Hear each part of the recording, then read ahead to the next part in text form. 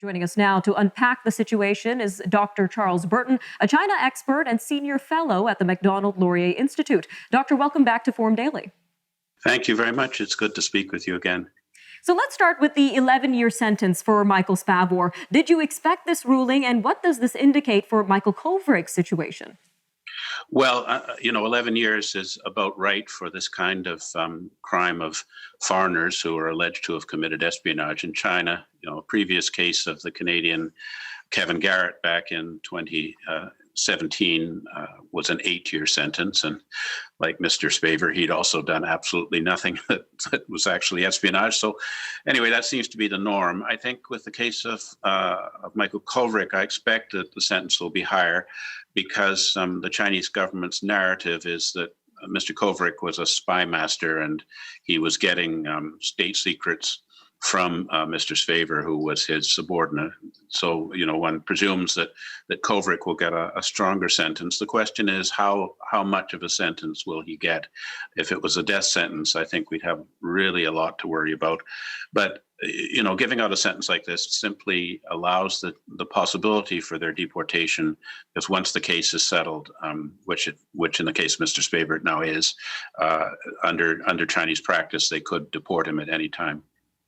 Now, the case of the two Michaels has definitely highlighted tensions between Canada and China, but as we mentioned, there are multiple tensions between the two countries. So what are some of the other major issues we can examine here? Well, I think largely Chinese retaliation for Meng Wanzhou. So not just the hostage diplomacy, but we've seen economic coercion through the imposition of non-tariff barriers onto Canadian agricultural commodity exports to China, which, were utterly unjustified, but did considerable damage to our prairie farmers who had to seek markets elsewhere, and also meat producers in Quebec.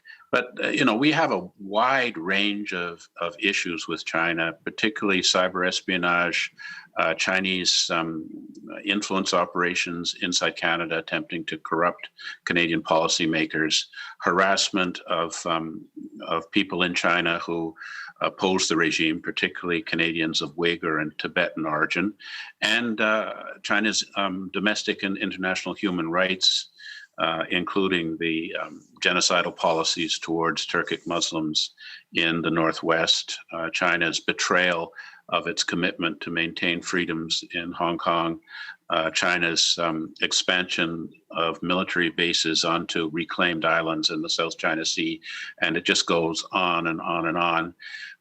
So, there's certainly a need for Canada, in concert with the United States and our like-minded allies, to try and engage in some concerted retaliation against China to try and give that country incentive to get back into compliance with the norms of diplomacy and trade and the international rules-based order.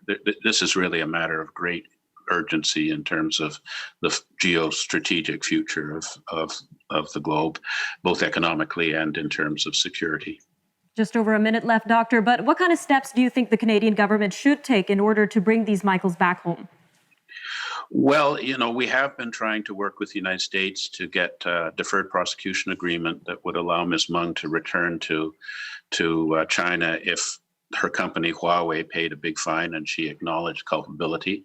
I think ultimately we really have to crack down on the Chinese diplomatic activities. And my suggestion would be that we reduce our representation in China to the chargé d'affaires level, expel the Chinese ambassador, and use that as the basis of negotiation for the return of our two innocent Canadians who have been subjected to Chinese prison hell for almost 1,000 days now.